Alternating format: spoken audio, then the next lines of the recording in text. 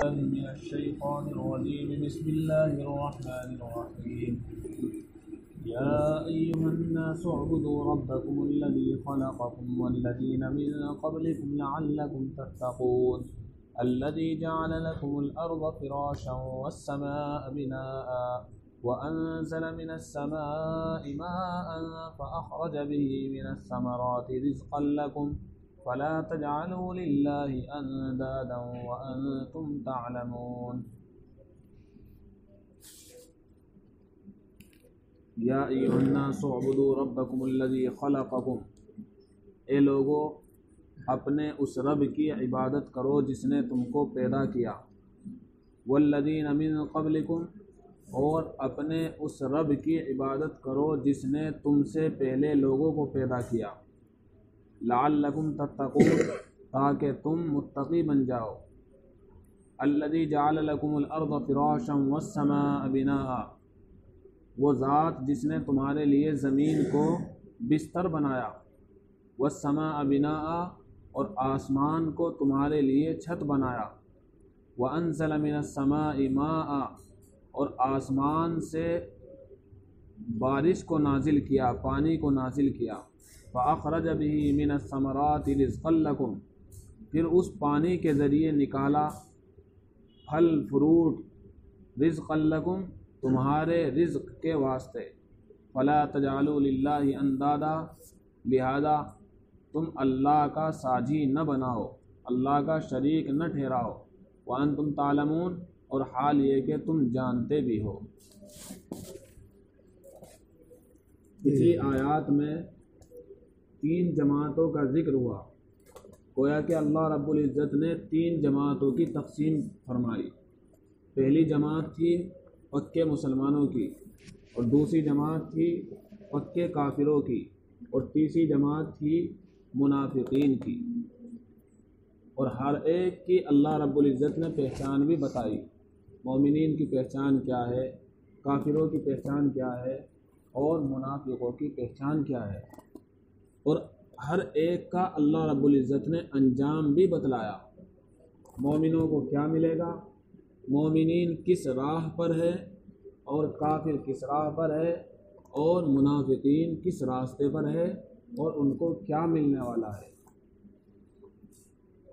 اس سے معلوم ہوا کہ اللہ رب العزت نے دنیا میں بھی لوگوں کو جماعتوں میں تقسیم کیا ہے، گروہوں میں تقسیم کیا ہے، اور آخرت میں بھی اللہ رب العزت گروہوں میں تقسیم کرے گا، جماعتوں میں تقسیم کرے گا۔ اللہ رب العزت کے یہاں 2 گروہ ہے دنیا میں، 2 گروہ ہے آخرت میں۔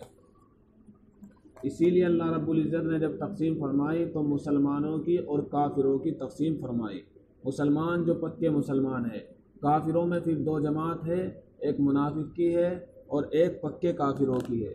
تو اللہ رب العزت کے یہاں 2 ہی گروہ ہیں، 2 ہی جماعتیں ہیں۔ تو پھر سوال پیدا ہوتا ہے کہ یہ برادریاں کیوں بنائی گئی؟ جب اللہ رب العزت کے یہاں 2 ہی گروہ ہے، مسلمان اور کافر، پھر اللہ رب العزت نے برادریاں کیوں بنائی، ہزاروں برادریاں؟ تو اس کا جواب بھی قرآن میں اللہ رب العزت نے خود ہی دے دیا کہ جو جماعتیں ہم نے بنائی ہیں برادری کے اعتبار سے، یہ اس لیے نہیں بنائی ہے کہ آپس میں ایک دوسرے پر فخر کرو کہ یہ بڑا ہے یہ چھوٹا ہے، تم سب ایک ماں باپ کی اولاد ہو۔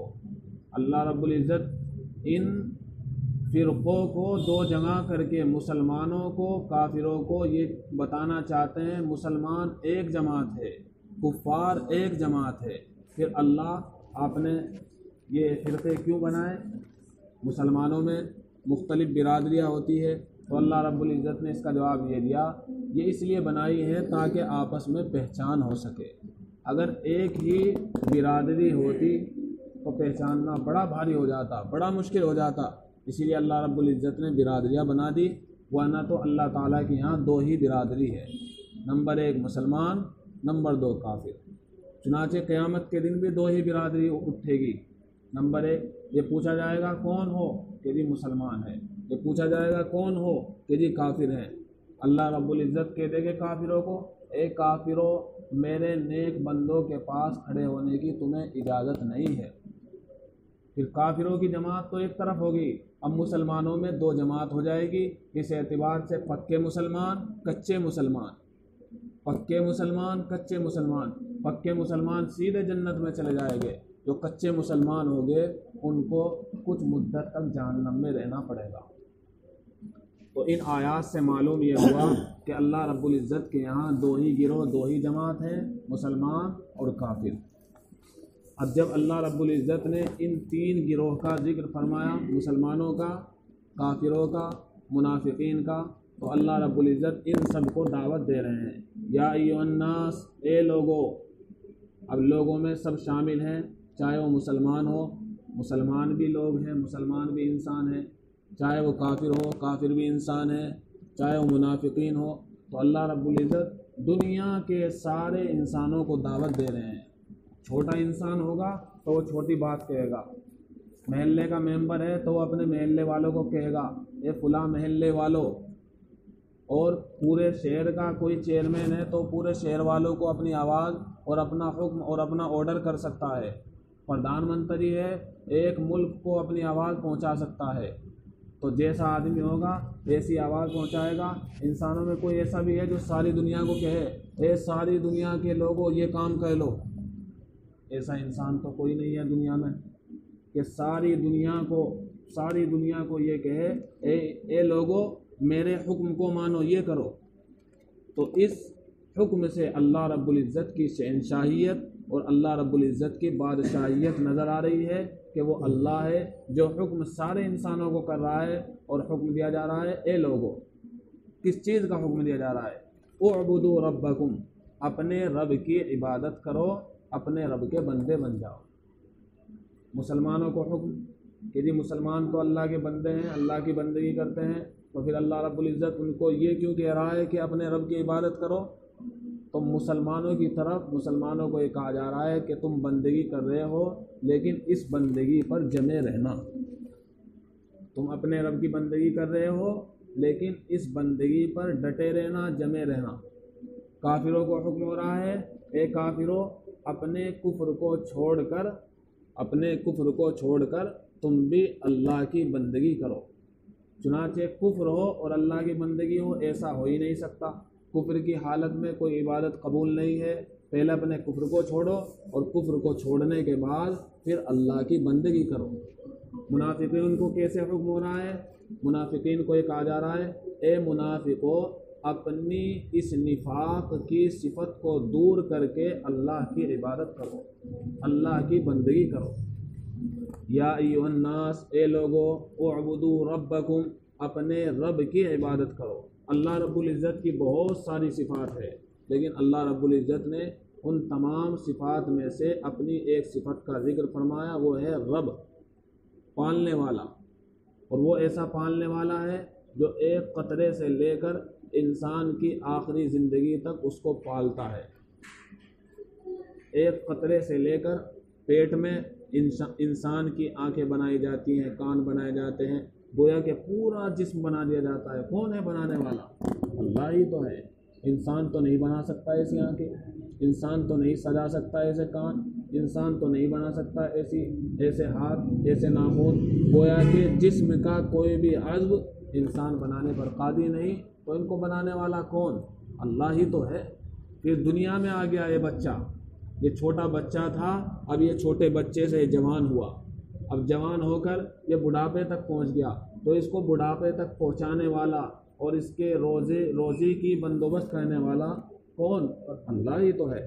تو اللہ رب العزت کرے جب یہ تمام چیزیں ہیں، میں ہی تمہارا رب ہوں، میں ہی تمہیں پالنے والا ہوں، ماں کے پیٹ میں میں ہی تمہیں خوراک دیتا ہوں، دنیا میں آ گئے ہو میں ہی تمہیں رزق دیتا ہوں، جب یہ تمام باتیں ہیں تو پھر غیروں کی عبادت کیوں کرتے ہو؟ میری ہی بندگی کرو۔ اے لوگو عبادت کرو اپنے رب کی۔ اب وہ رب کون ہے؟ اللہ رب العزت اپنا تعارف کرا رہا ہے۔ الذی خلقکم، جس نے تم کو پیدا کیا، تم کچھ نہیں تھے، تمہیں اللہ رب العزت نے زندگی بخش کر کچھ بنا دیا، لیکن کچھ بنایا ہے عارضی مدت کے لیے، چند دنوں کے لیے، پھر تم وہی ہو جاؤ گے جیسے پہلے تھے۔ لیکن آخرت میں پھر تمہیں کھڑا کر دیا جائے گا، پھر ہمیشہ ہمیشہ کی زندگی ہے۔ اگر تم مومن بن کر زندگی گزار رہے ہوگے دنیا میں تو جنت ہے، اور اگر تمہاری زندگی مومنانہ نہیں ہوگی تو پھر دوسرا راستہ بھی جہنم ہی کا ہے۔ تو اللہ فرما رہے ہیں کہ اپنے اس رب کی بندگی کرو جس نے تم کو پیدا کیا، اور وہ رب ہے جس نے تمہارے سے پہلے لوگوں کو بھی پیدا کیا۔ یہ اتنی قومیں پیدا کر دی، ہزاروں کروڑوں لاکھوں، ان کا پیدا کرنے والا کون؟ اللہ ہی تو ہے۔ جب اللہ نے ان کو بھی پیدا کیا، تمہیں بھی پیدا کیا، تو تمہیں چاہیے بس اسی کی بندگی کرو۔ لعلکم، اللہ رب العزت نے یہاں پر دو قوموں کا ذکر فرمایا، ایک قوم وہ جو تمہارے سے پہلی، اور ایک کون؟ تم، جس نے تم کو پیدا کیا اور تم سے پہلی قوم کو پیدا کیا۔ کہ جی ہمارے بعد بھی تو قوم آنے والی ہے، اس کا ذکر کیوں نہیں فرمایا؟ اس آیت میں بتایا جا رہا ہے اللہ رب العزت نے تمہیں بھی پیدا کیا، تم سے پہلی قوموں کو بھی پیدا کیا، لوگوں کو بھی پیدا کیا۔ اللہ رب العزت نے یہاں یہ کیوں نہیں فرمایا کہ وہی رب ہے جس نے تمہارے بعد والی قوموں کو بھی جو پیدا کرنے والا ہے؟ سمجھ میں آ رہی ہے بات؟ اللہ رب العزت نے فرما دیا جس نے تم کو پیدا کیا اور تم سے پہلی قوموں کو پیدا کیا۔ یہ کیوں نہیں فرمایا کہ جو تمہارے بعد والی قوموں کو بھی پیدا کرنے والا ہے؟ اس میں اس بات کی طرف اشارہ ہے کہ یہ کلام آخری کلام ہے، یہ نازل ہو رہا ہے امت محمدیہ پر، تو فرمایا جا رہا ہے جس نے اے امت محمدیہ تم کو پیدا کیا، اور جس نے اے امت محمدیہ تم سے پہلی امتوں کو پیدا کیا۔ اب آپ یہ بتاؤ امت محمدیہ کے بعد بھی کوئی امت آنے والی ہے؟ تو امت محمدیہ کے بعد تو کوئی امت آنے والی نہیں ہے، تو اس سے اس بات کی طرف اشارہ ہے یہ امت آخری امت ہے۔ اگر اس امت کے بعد کوئی امت آتی تو ضرور بھی ضرور آیت کریمہ میں اس کا ذکر ہوتا۔ تو معلوم یہ ہوا یہ امت آخری امت ہے، اس امت کے نبی بھی آخری نبی ہے۔ اب اگر کوئی دعویٰ کرے گا تو وہ جھوٹا ہوگا، کذاب ہوگا، ملعون ہوگا، مردود ہوگا، ایسا انسان لعنت کے قابل ہوگا اور اس کی بات نہ سننے کے قابل ہوگی۔ کیوں؟ آپ صلی اللہ علیہ وسلم کے بعد قیامت تک کوئی نبی آنے والا نہیں ہے، آپ آخری نبی ہے۔ اس آیت میں اسی بات کی طرف اشارہ ہے، جس نے تم کو پیدا کیا اے امت محمدیہ، اور جس نے تم سے پہلی امتوں کو پیدا کیا، تمہارے آباؤں کو، تمہارے اجداد کو، اور ان سے پہلی قوموں کو پیدا کرنے والا کون؟ اللہ ہی تو ہے، پھر تم اسی کی عبادت کرو۔ یہ کلام ہے، کلام کس کا؟ اللہ رب العزت کا۔ ساری چیزیں دلیل بھی ساتھ ساتھ بیان کرتے ہیں کہ عبادت کیوں کریں، ساتھ ساتھ بتا رہے ہیں۔ اب یہ بھی بتا رہے ہیں کہ عبادت کا سوال یہ پیدا ہوتا ہے کہ ہم عبادت کریں گے، عبادت کرنے سے کیا فائدہ ہوگا؟ لعلکم تتقون، مختصر جملے، اور انسان پوری رات تفسیر کرتا چلا جائے لیکن تفسیر ختم نہیں ہو سکتی، یہ اللہ کا کلام ہے۔ تو سوال یہ پیدا ہوتا ہے کہ ہم عبادت کیوں کریں؟ اللہ نے جواب دے دیا لعلکم تتقون، تاکہ تم متقی بن جاؤ۔ اللہ کی عبادت وہی کرے گا جس کے دل میں اللہ کا خوف ہوگا، اللہ کی عبادت وہی کرے گا جس کے دل میں اللہ کی محبت ہوگی، اور جس کے دل میں اللہ کی محبت ہو، جس کے دل میں اللہ کا خوف بھی ہو، اسی کا نام تو تقویٰ ہے۔ اور جس دل میں تقویٰ آ جاتا ہے اسی کو تو متقی بولتے ہیں۔ اور متقیوں کا کیا مقام ہے؟ متقیوں کو جنت کے اعلیٰ مقام میں بغیر ٹکٹ کے پہنچا دیا جائے گا۔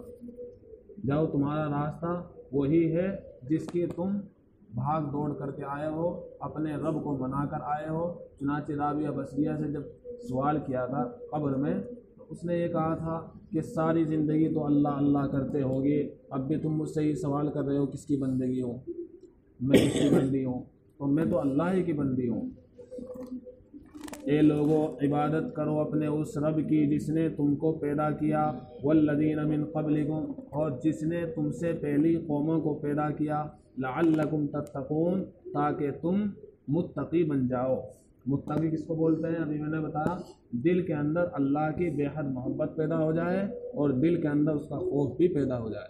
یہ نہیں کہ صرف ڈر ہی ڈر رہا ہے، ڈرنا بھی ہے اللہ رب العزت سے، اور اللہ رب العزت کی بے انتہا محبت بھی اپنے دل میں رکھنی ہے۔ یہ نہیں کہ ہر وقت زبان پر یہ ہے بھائی ہم تو بس جہنم میں جائیں گے، ہمارے سے تو بہت گناہ ہو گئے، جتنا بڑا گنہگار ہو اپنی زبان پر جہاں اللہ سے ڈر رہا ہے، ڈرتے ڈرتے نکال رہا ہے اللہ مجھ سے بہت گناہ بھی ہو گئے، زبان سے الفاظ بھی نکالے کہ اللہ تو کریم بھی تو بہت ہے، گناہ بہت ہوئے ہیں لیکن آپ بہت بڑے غفار رحمان بھی تو ہیں۔ والذین من قبلکم لعلکم تتقون، اور جس نے تم سے پہلی امتوں کو پیدا کیا لعلکم تتقون، تاکہ تم متقی بن جاؤ۔ الذی جعل لکم الارض فراشا والسماء بناء، اب انسان کے سامنے دو چیز ہوتی ہے، انسان اوپر کی طرف نگاہ کرتا ہے تو کیا نظر آتا ہے؟ آسمان۔ انسان جب نیچے کی طرف نگاہ کرتا ہے تو کیا نظر آتی ہے؟ زمین۔ اسی لیے اللہ رب العزت نے ان دونوں چیزوں کا بھی ذکر فرمایا۔ وہ اللہ جس نے زمین کو تمہارے واسطے، کسی اور کے واسطے نہیں، تمہارے ہی واسطے یہ زمین بنائی ہے، یہ آسمان بنایا، یہ تمہارے لیے تو بنایا ہے۔ وہ اللہ جس نے تمہارے لیے زمین کو کیا بنایا؟ بستر بنایا، والسماء بناء، اور آسمان کو کیا بنایا؟ چھت بنایا۔ ایک چھت تو تمہاری ہے جس میں ستون بھی لگے ہوئے ہیں، جو اتنی کچی ہے کہ کبھی بھی گر سکتی ہے۔ ایک چھت وہ خالق کائنات کی بنائی ہوئی ہے جس میں کوئی ستون نہیں ہے، لیکن کب سے ہے اور کب تک رہے گی؟ جب تک اللہ کا حکم ہوگا ٹس سے مس نہیں ہو سکتی، اللہ کے حکم پر ٹکی ہوئی ہے، کسی ستون پر ٹکی ہوئی نہیں ہے۔ تو اللہ رب العزت اپنی نعمتوں کا ذکر فرما رہے ہیں، کہتے ہیں وہ اللہ وہی ہے جس نے تمہارے واسطے زمین کو کیا بنایا؟ بستر بنایا، اور وہ اللہ وہی ہے جس نے